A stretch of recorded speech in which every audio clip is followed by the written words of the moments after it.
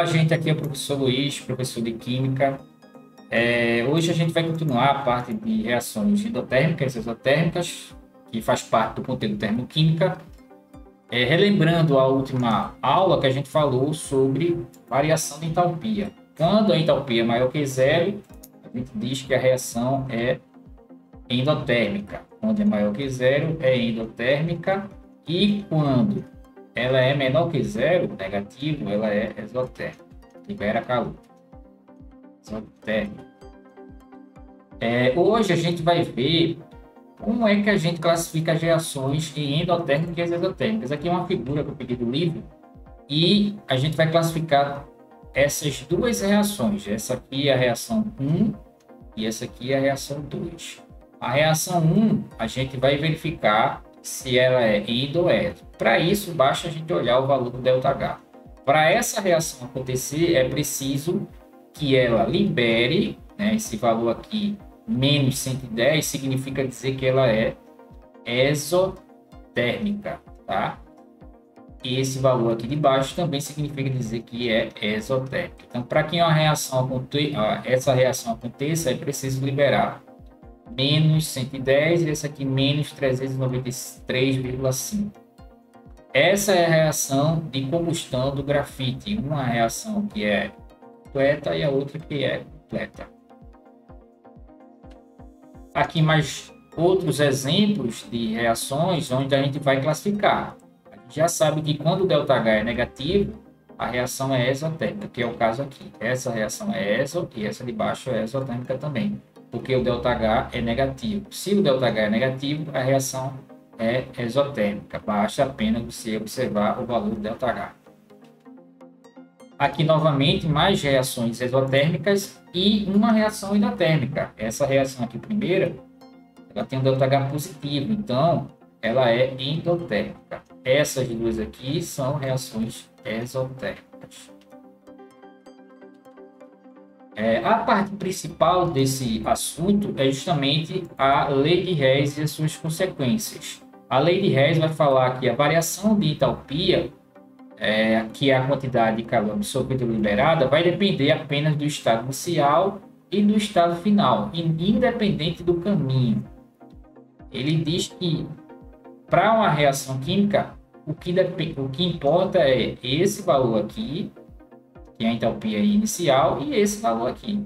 Não importa se ele vai ir diretamente por esse caminho ou por esse caminho aqui. A gente vai ver que isso tem consequências, que é chamadas consequências da lei de Hess. A primeira consequência diz que as equações termoquímicas podem ser somadas ou subtraídas. Tá? Se eu tenho duas equações, eu posso somar matematicamente e dar um valor final do ΔH. A segunda consequência diz que se eu inverter uma equação, você deve também trocar o sinal do ΔH. Se ele é positivo, se torna negativo. Se ele é negativo, se torna positivo. E a terceira consequência diz que quando eu multiplico ou divido uma equação por um número diferente de zero, o valor do ΔH também será multiplicado ou dividido. Basicamente, são essas três consequências que a gente vai usar na prática. A primeira, a segunda e a terceira. Aqui é a primeira lei, vamos dizer assim, a primeira consequência, né? Que você vai somar equações. Somar equações é verificar o que tem antes da seta e o que tem depois da seta. O que tem antes da seta são os reagentes. E o que está depois são os produtos. Você tem que comparar o que estão antes e comparar com aqueles que estão depois. Então, por exemplo, o carbono grafite está nessa equação 1. Tá? Se você somar a equação 1 com a equação 2, você vai perceber que o grafite está do lado oposto do outro grafite. Então, quando ele está do lado oposto e tem a mesma quantidade, você pode eliminar. Na soma não vai aparecer grafite. O grafite aqui não vai aparecer. Tá? No entanto, se ele tivesse do mesmo lado de reagentes, você deveria somar e iria aparecer 2 carbono grafite. Como eles estão em lados opostos, você elimina. A mesma coisa vai acontecer com CO2. Dá para perceber que Aqui só tem um CO2 e desse lado aqui tem um CO2. Então você elimina. Quando você soma de lados opostos, você elimina. Se eles estivessem do mesmo lado, você iria somar e iria dar 2 CO2, matematicamente. E a mesma coisa acontece com o O2. Então, dos lados opostos, você elimina o O2. Você faz tudo isso para obter um valor do ΔH, que é justamente a soma. Você somar esse com esse e vai dar zero no caso.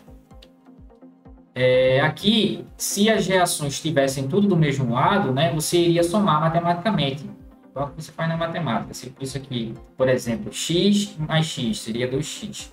No caso aqui é grafite e grafite. Aí você dá aqui 2 grafite. E assim com os outros, com as outras moléculas, né, com os outros participantes aí.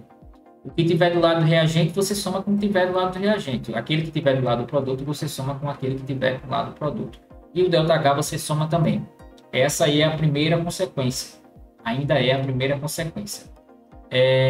Aqui é quando você elimina aqueles que são, que eu já falei, né, que são aqueles iguais, que estão lados opostos. Faltou dar exemplos da segunda e da terceira. A segunda é quando você, deixa eu lembrar aqui, a segunda é quando você inverte, né? Quando você inverte uma equação. Então, por exemplo, vou pegar aqui o carbono grafite. O carbono grafite, cadê ele aqui? Esse aqui, pronto. O carbono grafite, ele está aqui, ele tem esse valor do ΔH, menos 393. Quando você inverte essa equação, o carbono grafite ele vai agora passar para o outro lado. Então, se ele está aqui, ele agora vai passar para o lado de lá. A mesma coisa vai acontecer com esse. Quando você inverte, esse aqui também vai para o lado de lá, que é o que aconteceu aqui embaixo. Você inverter, esse de baixo é o de cima invertido. Quando você inverte a equação, esses dois aqui, reagentes, vão se tornar produtos. E esse que é o produto, ele vai vir para o lado de cá, é justamente o que aconteceu aqui embaixo. Tudo isso você vai fazer modificando também o sinal do ΔH. Essa aí é a segunda consequência do Lei de Hess. Quando você inverte a equação, inverte também o ΔH. E a terceira consequência, deixa eu ver se tem aqui, é a questão da multiplicação, que não tem, eu não coloquei nas reações. A terceira consequência é da multiplicação. Então, vou pegar um exemplo aqui, o grafite também. Quando você multiplica o grafite por um número, a reação do grafite por um número, por exemplo, 2, multiplicar isso aqui por 2. Você deve multiplicar toda a equação por 2. Então, aqui vai ficar 2, aqui vai ficar 2 e aqui vai ficar 2 também. Então, é 2, 2 e aqui 2. E se você faz isso, o ΔH também é multiplicado por 2. Tá? Então, essas aí são as 3 consequências da Lei de Hess. Então, a gente termina aqui essa parte das consequências e volta com um exercício sobre a Lei de Hess e a parte também de termoquímica. Até a próxima.